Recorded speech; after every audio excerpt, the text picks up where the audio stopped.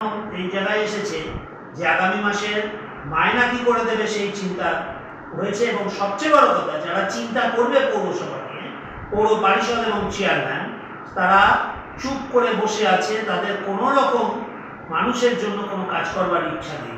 সামনে নির্বাচন এসে গেছে। সবচেয়ে বড় কথা, এই নির্বাচনে যিনি প্রার্থী হয়েছেন সৌগত রায়, উনি পানিহাটি পৌরসভার জল 24 ঘন্টা জলের প্রতিশ্রুতি দিয়েছিলেন। ওনার এই জল নিকাশি জল সরবরাহ ব্যবস্থাটা পুরোটা এমন একটা অর্থনৈতিক অবস্থার মধ্যে ছিল যেটা একটা পৌরসভার পক্ষে সেই অর্থ ব্যয় করা সম্ভব নয়।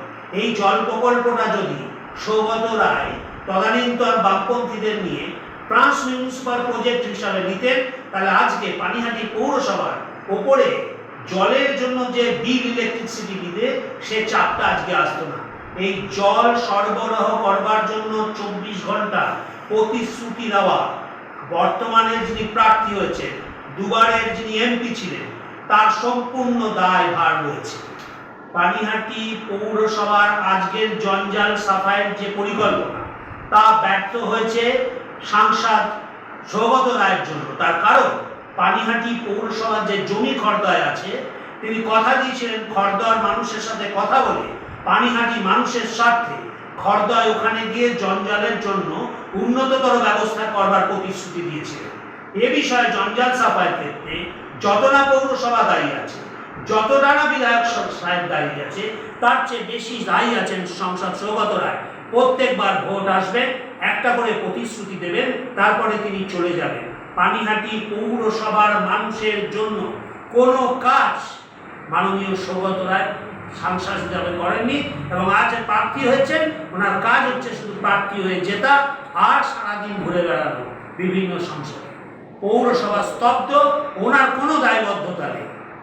পানিহাটি পৌরসভার বেহাল অবস্থা সম্বন্ধে সৌগত রায় 15 বছর ধরে ওয়াকিবহাল আছেন, কিন্তু আজ অব্দি ওনার সেটাকে সলভ করবার কোনো ইচ্ছা ওনার নেই।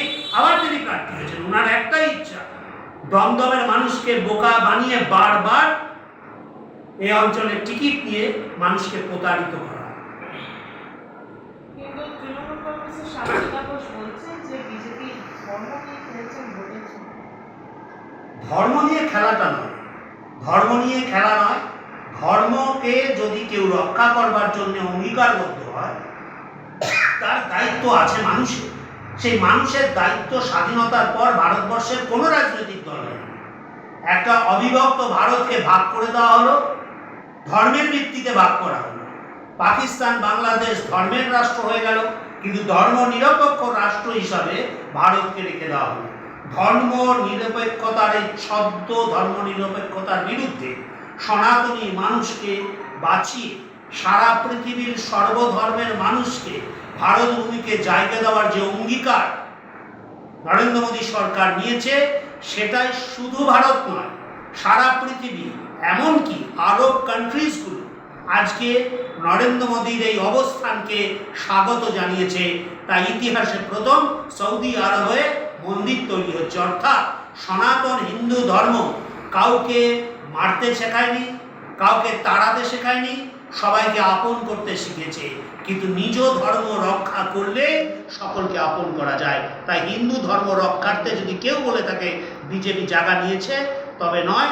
বিজেপি সনাতন ধর্মকে জায়গা দেওয়ার চেষ্টা করছে সারা পৃথিবীর বুকে। তাই আজ বিশ্বগুরু নরেন্দ্র মোদী। বাবুল বন্দ্যোপাধ্যায় ও মমতা বন্দ্যোপাধ্যায়ের ঝামেলার কথা আমরা শুনছি এবং নিউজে প্রত্যেকটা জায়গায় হাইলাইটস আসছে, এবং তিনি এখন বলছেন যে ভোট করতে চাই না, দিদির ভাই হয়ে থাকতে চাই। কি বলবেন? এটা পুরোটাই ডাব্লিউডাব্লিউ খেলা। এবার উনি আর পা ভাঙার ছবি দিতে পারছেন না, কোনো একটা খেলা দেখাতে হবে। তার মধ্যে চাপ হয়ে গেছে।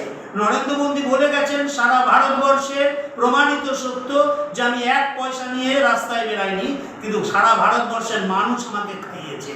তাই তো তিনি 80 কোটি মানুষের মুখে অন্ন তুলে দিয়ে বলছেন, আমি ভারতবর্ষের সন্তান, আমি ভারতবর্ষের মানুষের জন্য বেঁচে আছি, আমার পরিবার ভারত।